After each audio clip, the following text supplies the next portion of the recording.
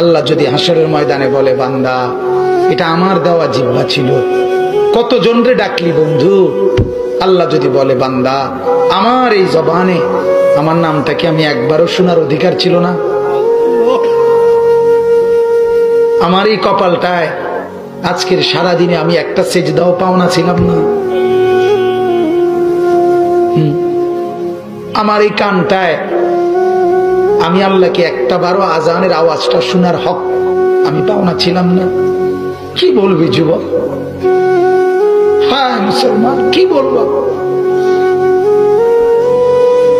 বলো না বাপ, কি বলবো? এক মা যদি বলে, মা তার পাষাণ ছেলেকেও যদি মা বলে, এরে বাপ 9টা মাস তোরে পেটে ধরছি রে বাপ, 2টা বছর তোরে বুকের দুধ খাওয়াইছি বাপ, বিনিময়ে তুই আজকে আমার মতো মা রে ভুলে গেলি বাপ, কেমনে রে সহ্য করলি? এই কথা বললে যত বড় পাষাণ ছেলেই হোক, সেও তো কিছুক্ষণের জন্য মাথাটা নোয়াই লাগবে।